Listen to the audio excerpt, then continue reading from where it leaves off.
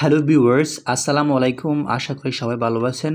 So আজকে আমি একটা স্টোরি আপনাদেরকে শেয়ার করব। এই স্টোরিটা খুবই চমৎকার এবং এখান থেকে আপনারা ভোকাবুলারি শিখতে পারবেন এবং কীভাবে সেন্টেন্সটা মিনিং করতে হয় এবং প্রোনাউন্সিয়েশন সহ আপনারা এখান থেকে শিখতে পারবেন। দেখেন প্রথমে আছে কি ইভিনিং ডিনার।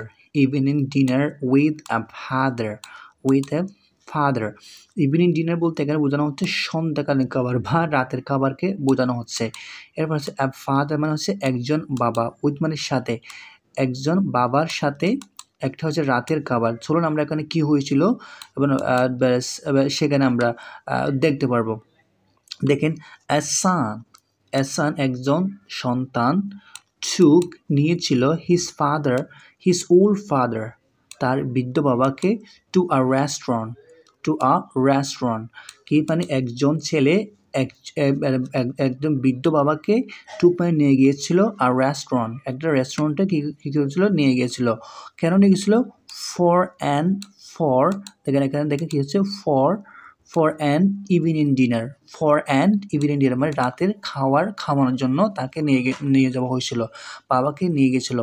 ফাদার বিন ছিল ভেরি ওল্ড, মানে ছিল বা এরকম। ফাদার বিন ছিল ভেরি ওল্ড, খুবই বৃদ্ধ ছিল, অ্যান্ড উইক, দুর্বল ছিল। বাবা খুবই কী ছিল? বৃদ্ধ ছিল এবং উইক মানে হচ্ছে দুর্বল ছিল। হোয়াইল ইটিং, খাওয়ার সময় কী হলো দেখেন, খাওয়ার সময় হোয়াইল ইটিং মানে হচ্ছে খাওয়ার সময়, ড্রপ মানে হচ্ছে কি ফেলে দেওয়া, ফুড মানে হচ্ছে খাবার ফেলে দিল। এটা হচ্ছে পাস্ট টেন্সে করা হয়েছে। খাবার ফেলে দিল on his shirts and trousers মানে দেখেন বাবা খুবই বৃদ্ধ ছিল এবং দুর্বল ছিল, কিন্তু খাওয়ার সময় সে ফুড ফেলে দিয়েছিল। কোথায় ফেলেছিল? হিজ মানে হচ্ছে এখানে বোঝানো হচ্ছে তার সন্তানের শার্টে এবং ট্রাউজারে ফেলে দিয়েছিল খাবারগুলা।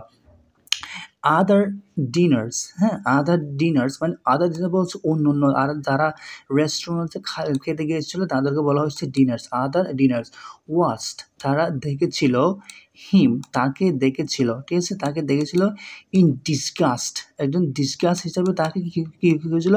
তাকে দেখেছিল, একজন ডিসগাস্ট হিসাবে তাকে নিয়েছিল। হোয়াইল যখন যখন তার সন্তান ওয়াজ কাম, যখন কী ছিল মানে শান্ত ছিল।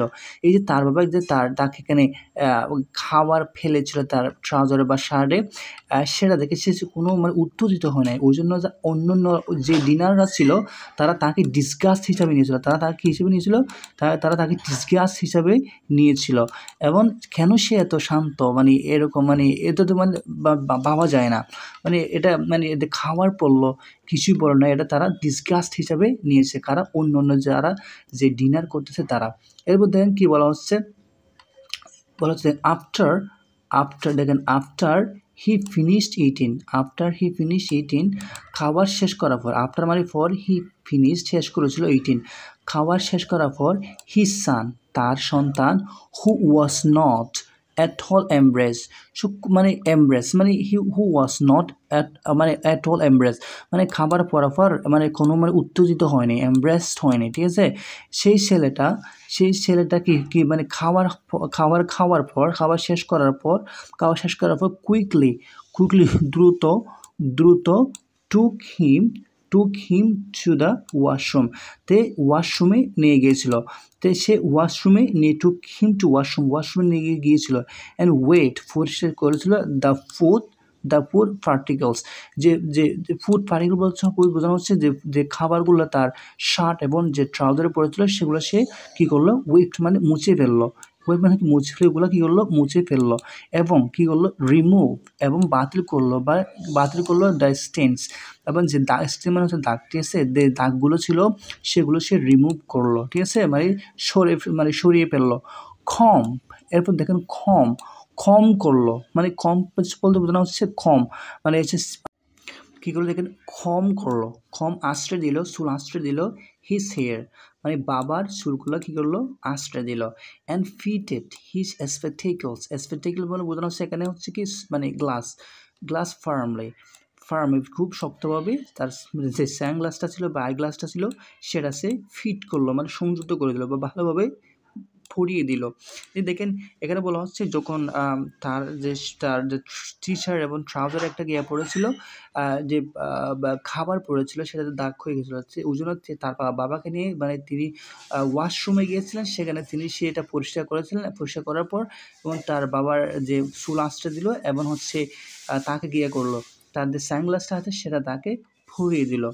When they came out, যখন তারা বাইরে চলে আসছিল, যখন এসেছিল বাইরে এসেছিল, the entire restaurant was watching, মানে সমস্ত রেস্টুরেন্টে যারা ছিল তারা সবই তা দেখতে পেয়েছিল।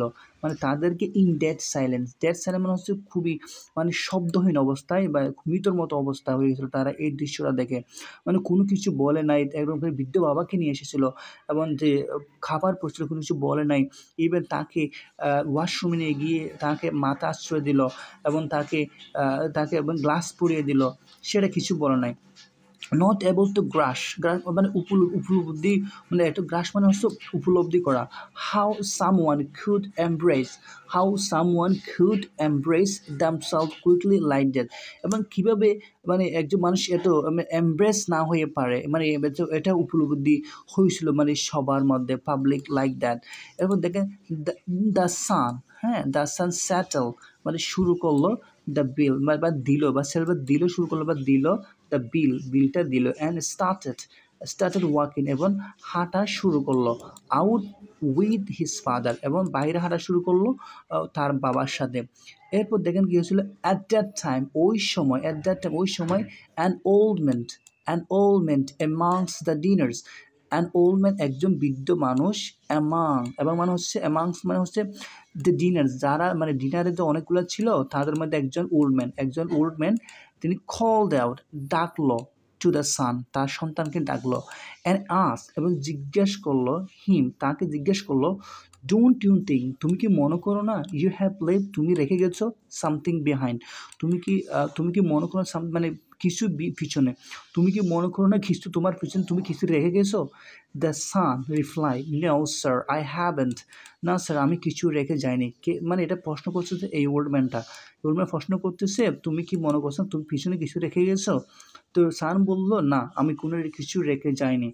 এবার দেখেন দ্য ওল্ড ম্যান, ওই যে বৃদ্ধ যে ডাকলো পিছন থেকে, সে দ্য ওল্ড ম্যান রিটোর্ট মানে হচ্ছে আবার, মানে পিছন থেকে আবার ডাকা বা কোনো কিছু বলা। ইয়েস, বৃদ্ধ মানুষটি বললো, ইয়েস, হ্যাঁ, ইউ হ্যাভ, তুমি অবশ্যই কিছু রেখে গেছো। সেটা কি জানো?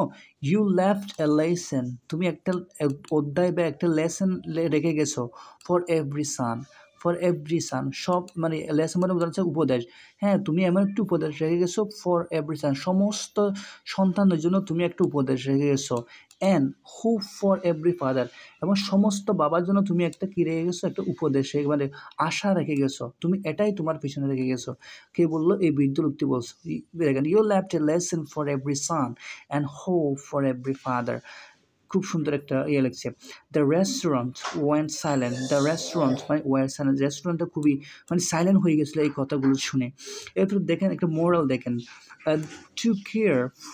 টু কেয়ার মানে যত্ন করা, দোজ তাদেরকে, হু ওয়ান্টস কেয়ার, যে আপনাকে একবার যত্ন করেছিল তাকে তুমি কি করো? যত্ন করো।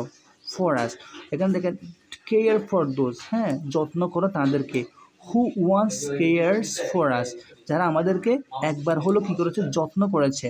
Is one of the finest honour, এটাই হবে সবচেয়ে বড় সম্মান, এটা হবে সবচেয়ে একটা কি বড় সম্মান আমাদের জন্য।